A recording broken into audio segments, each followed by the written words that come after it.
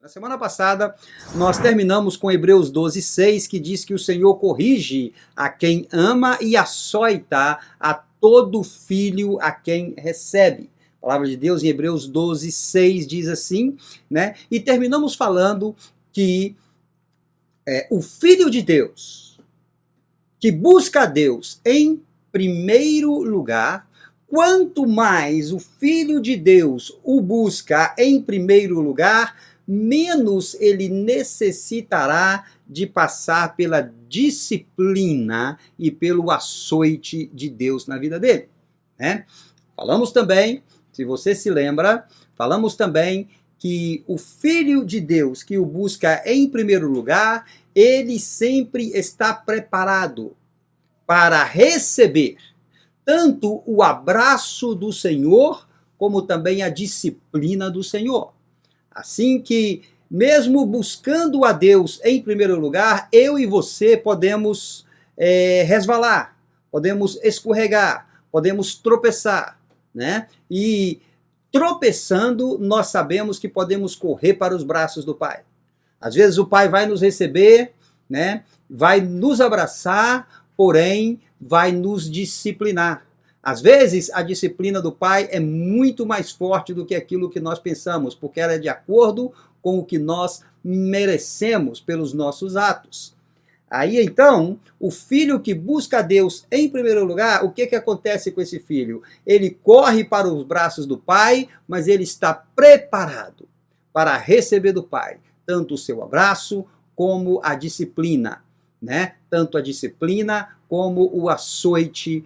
E ele então entende aquilo que o Pai está fazendo na vida dele. E terminamos prometendo que hoje nós iríamos falar sobre a palavra busca em um sentido mais intenso da palavra. E vamos começar então, buscai, pois, primeiro o reino de Deus, né? E vamos então tomar esta palavra buscar, esta palavra busca, né? O original grego que nos aparece aqui é a palavra zeteo, Z-T-O, Z-E-T-E-O. E um dos significados que eu encontrei e que eu gostei muito foi que significa uma procura para conhecer o significado. Veja bem isto comigo, né? Buscai. O que é esse buscai? O que Jesus estava falando quando ele disse esta palavra? Ele usa esse termo que tem um significado enorme para mim e para você.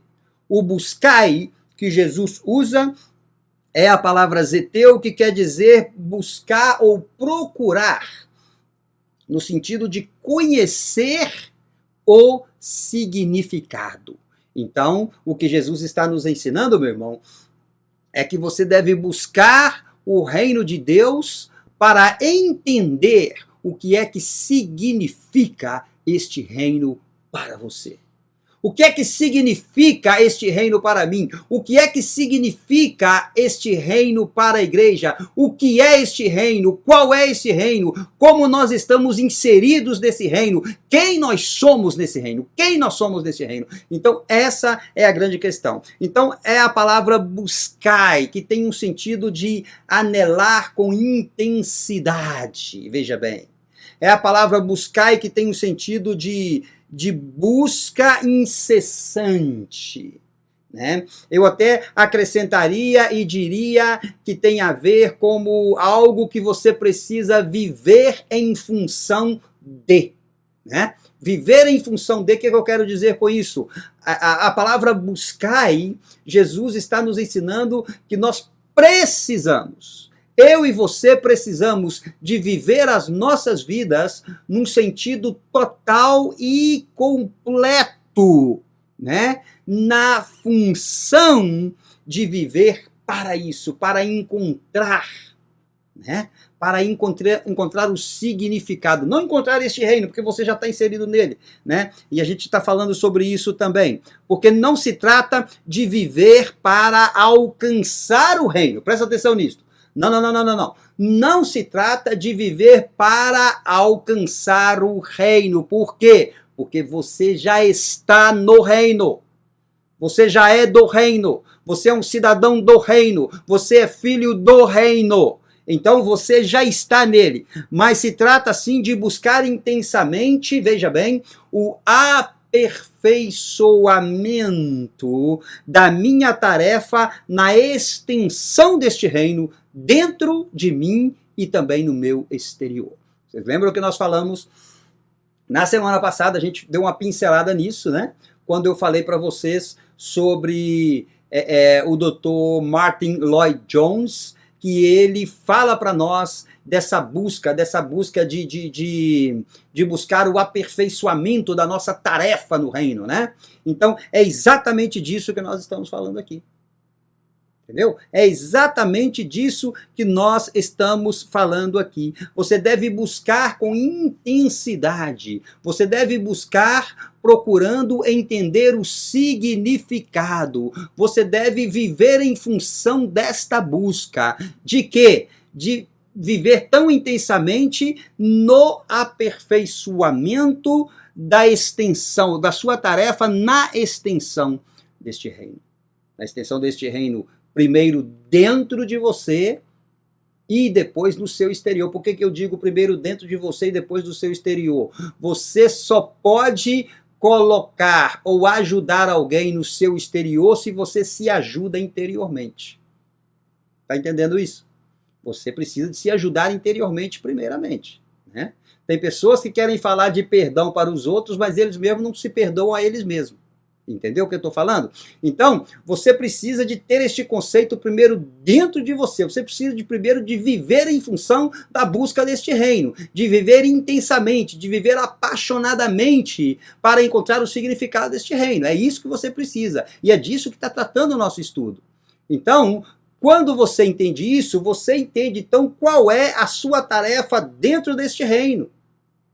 Agora, essa tarefa começa dentro de você primeiramente, e só depois então que você vai falar com os outros. Nós comentávamos a um casal, né, que está passando por uma situação complicada, e nós falamos, porque o casal nos dizia, é que eu não entendo ainda o propósito de estar vivendo isto. Então, o propósito é claro, eu falei para eles, olha, o propósito de Deus na nossa vida é um só, é que nós passamos a prova, e passando a prova, o Senhor nos usará para abençoar a outras pessoas que estão passando ou vivendo a mesma prova. Então você precisa ter este conceito dentro de você, né? Então o crente deve buscar intensamente, o crente deve buscar apaixonadamente, incessantemente o reino de Deus, né? Como? Como que o crente busca, então, este reino de Deus? O próprio Senhor Jesus responde. O crente deve buscar este reino em primeiro lugar. Em primeiro lugar. Veja bem que essa ideia do Senhor Jesus, ela já estava subtendida um pouco antes aí no início do nosso capítulo 6, na oração do Pai Nosso. Veja bem que já estava subtendida, ou já está subtendida na oração do Pai Nosso. Vem comigo, por favor, volta aí, Mateus 6, do versículo 5 em adiante. Veja bem.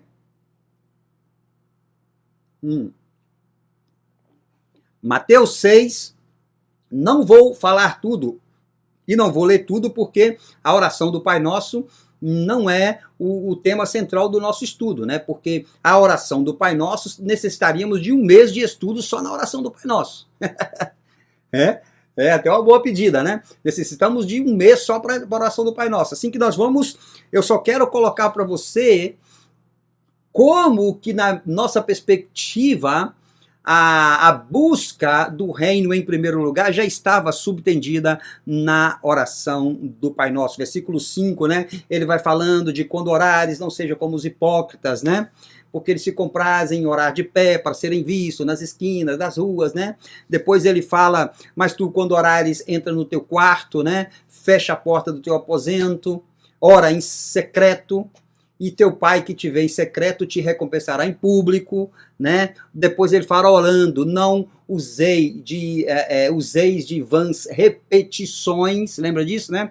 Versículo 7, né? Porque quem faz isso? Os gentios que pensam que por muito falarem serão ouvidos, né?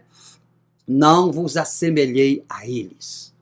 E agora no versículo 9, então, vem a chave para o que nós queremos falar, versículo 9 e 10. Diz assim, ó, portanto vós orareis assim, Pai nosso que está nos céus, santificado seja o teu nome, venha o teu reino, seja feita a tua vontade, assim na terra como no céu. E paramos por aí. Veja bem que aqui já está subtendido a busca do reino em primeiro lugar. Por quê? Porque o ensinamento de Jesus não é buscar primeiro o pão diário.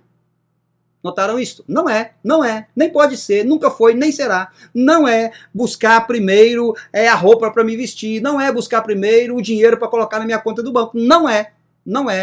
Né? Ainda que você pode buscar isso, você pode ter a sua roupa para vestir, você pode ter a sua casa para morar e deve, e você pode ter o seu dinheiro no banco e guardar o seu dinheirinho no banco e também deve. Não tem problema nenhum nisso.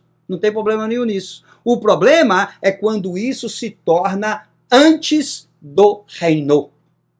Aí que está a questão, né? Então veja bem, só depois disso, aí Jesus vem e fala assim, ó, venha o teu reino.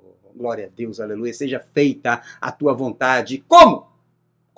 Assim na terra como nos céus. Só depois disso, então, é que Jesus começa. Só depois de você anelar isso, só depois de você buscar este reino, clamar por este reino, pedir que este reino seja feito na tua vida, só depois, então, é que ele ensina a orar pelas outras coisas. E aí ele ensina o pão nosso de cada dia nos dai hoje, perdoa as nossas dívidas, e aí, por aí vai. Né? Então, esse conceito já estava subtendido, né, nessa verdade de buscar primeiramente o reino de Deus na oração do Pai Nosso. Né? Então, o que é que quer dizer isto? Quer dizer que você deve trazer esta busca pelo reino em primeiro lugar. Em primeiro lugar na sua mente. Em primeiro lugar no seu coração, em primeiro lugar no seu espírito. Por isso é que eu coloquei daquela maneira que é primeiramente no seu interior e depois no seu exterior é que você encontra a razão da sua tarefa no aperfeiçoamento do reino. Porque só depois de você procurar intensamente no seu, na sua mente, no seu coração e no seu espírito, só depois disso você poderá trazer isto para o teu corpo. E assim, então, o teu corpo vai responder. Veja bem isso. E assim, então, o teu corpo vai responder aquilo que o espírito, aquilo que a alma está dizendo para ele fazer. Né? Isto deveria ser, veja bem, deveria ser prioridade absoluta, acima de tudo para mim e para você que está me escutando nesta noite. Isso deveria ser prioridade para nós. Isso deveria ser a primeira coisa que nós, quando nós acordamos de manhã, a primeira coisa que deveria importar para nós é a busca ao reino de Deus.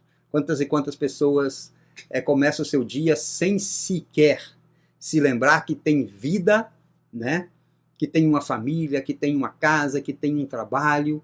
Quantas e quantas pessoas se esquecem de começar o seu dia colocando tudo nas mãos de Deus e agradecendo a Deus. Quantas pessoas, né?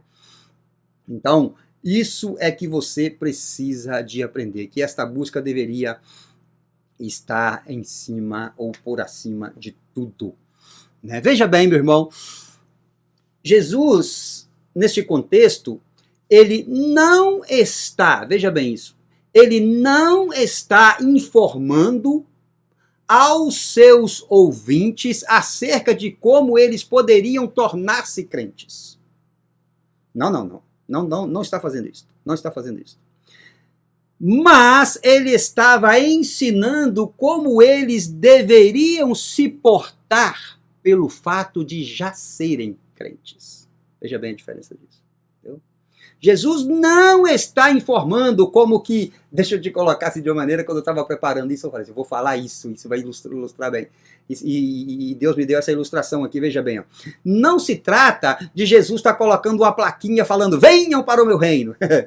Venham para o meu reino. Se você vier para o meu reino, você vai ter isso. Se você vier para o meu reino, você vai ter aquilo. Se você vier para o meu reino, eu vou te dar felicidade. Se você vier para o meu reino, eu vou te dar prosperidade. Não.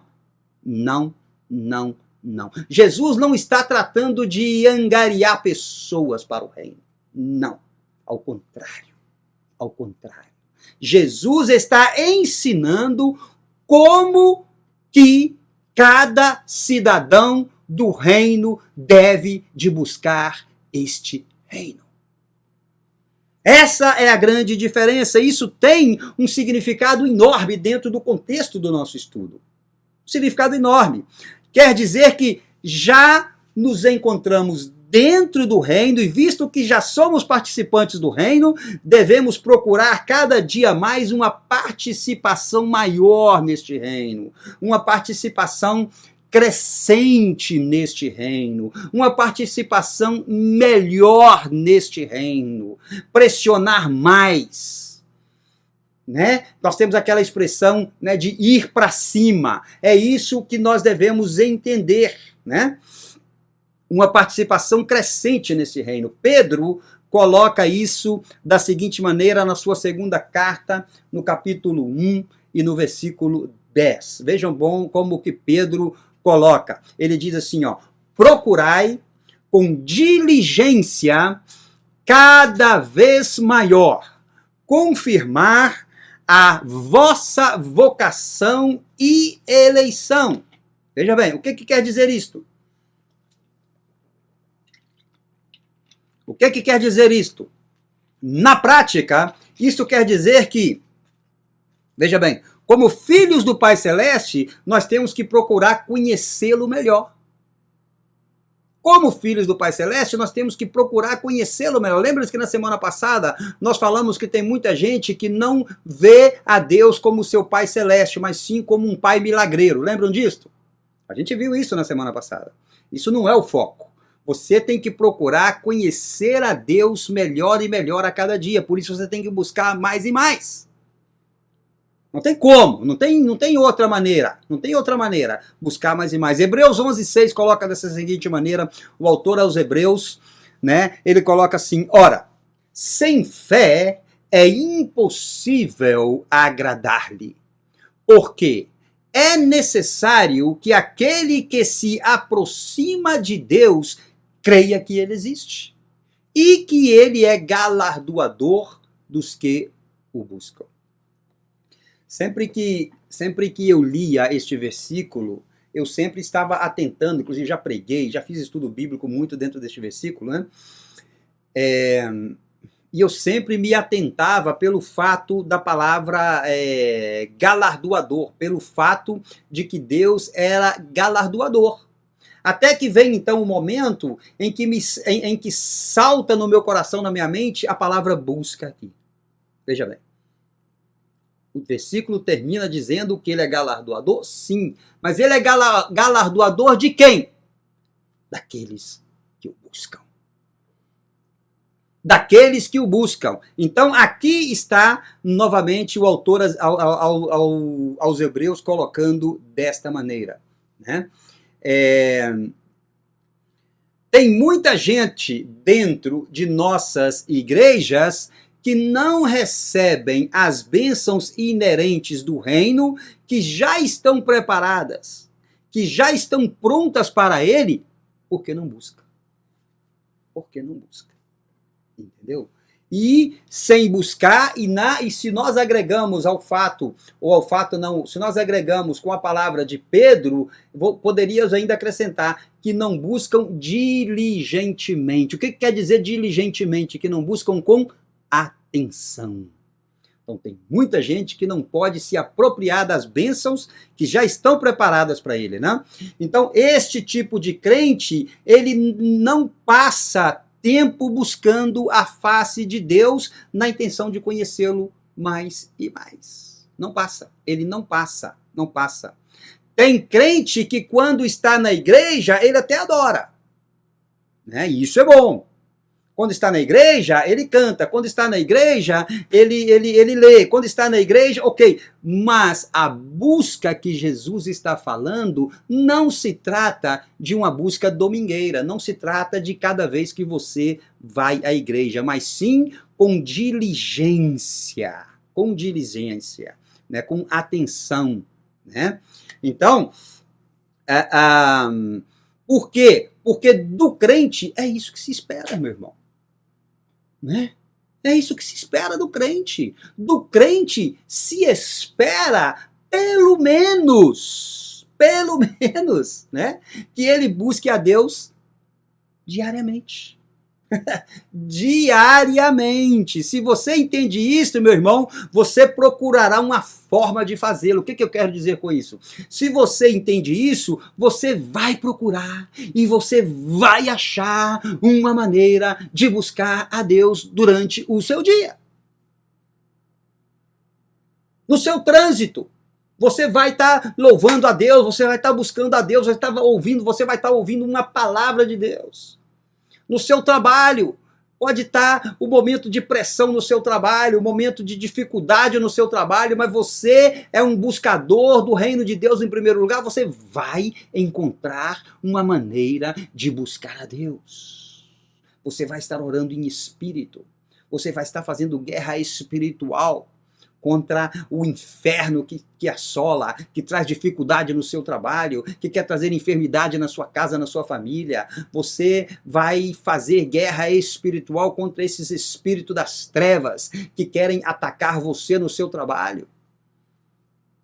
Da competição, da competição, perdão, que não é justa, né, no seu mercado de trabalho.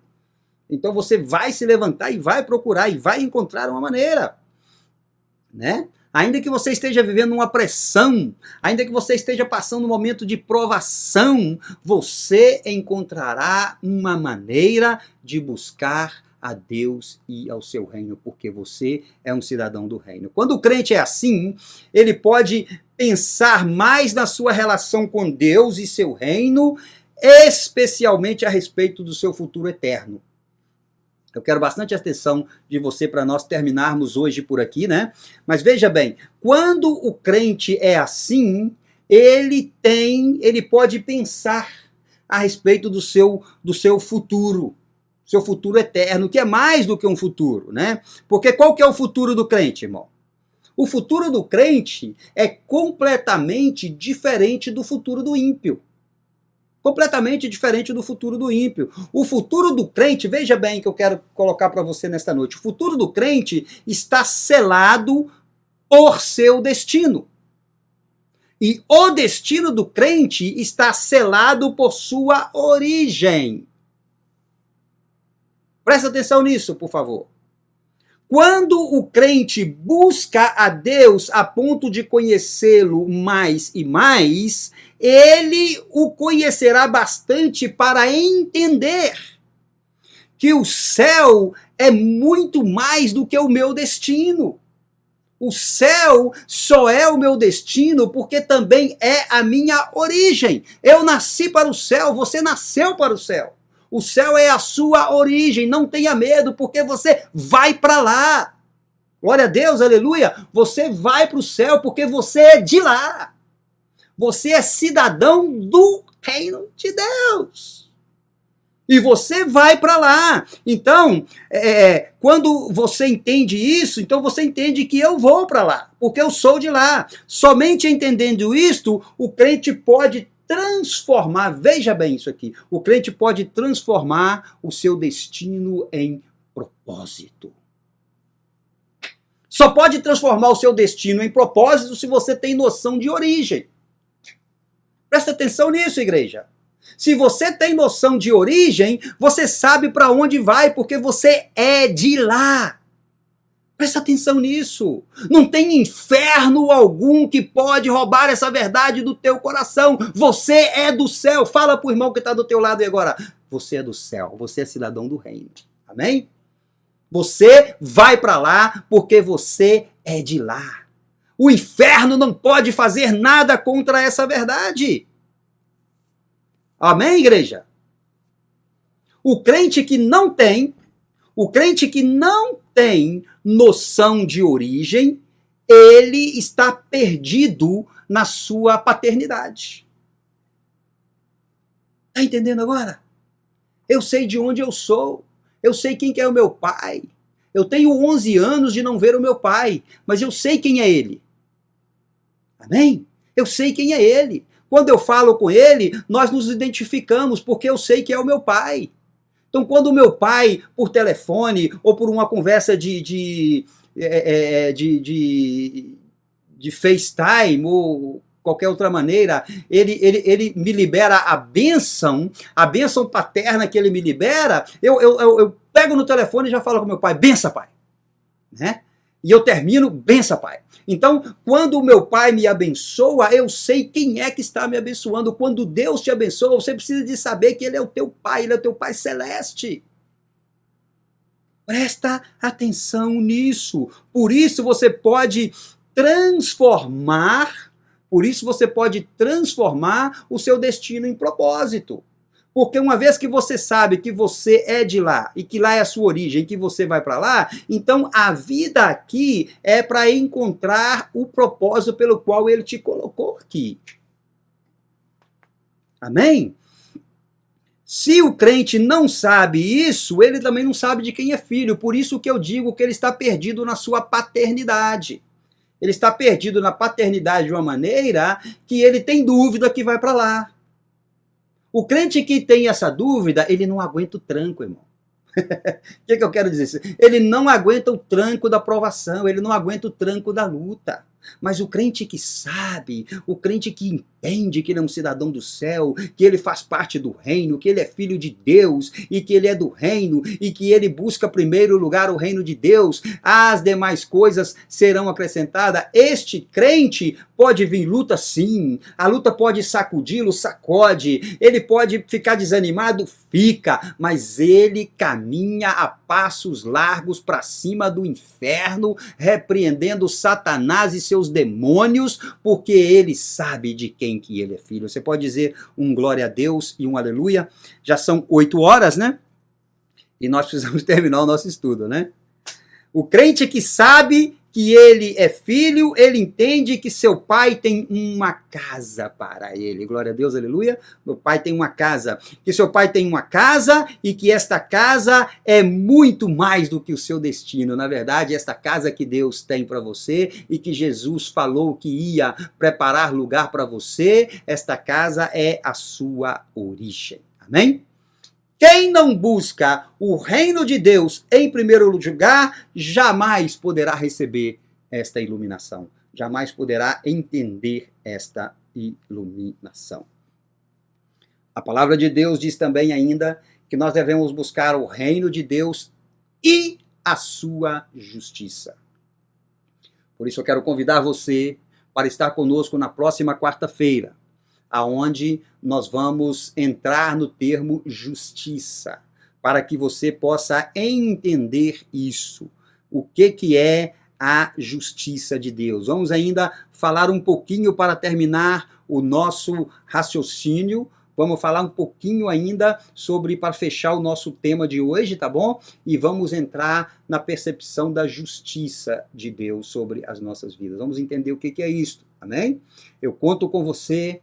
Próxima quarta-feira, aqui estaremos, 7h30 o horário do Canadá, 8h30 o horário daqueles que nos acompanham desde do Brasil. Né? Nós, da Trinity House of Hope, te agradecemos grandemente pela sua presença conosco no dia de hoje. Queremos abençoar a sua vida, que Deus te abençoe com toda sorte de bênçãos, que os ensinamentos que você está recebendo possam realmente vir a mudar completamente a sua vida. Quero lembrar ainda que o nosso estudo fica disponível para você no nosso canal do YouTube, também no Facebook. Você pode voltar lá, pode compartilhar com as pessoas. Se foi bênção para a sua vida, compartilhe com mais pessoas para que mais pessoas estejam recebendo a palavra.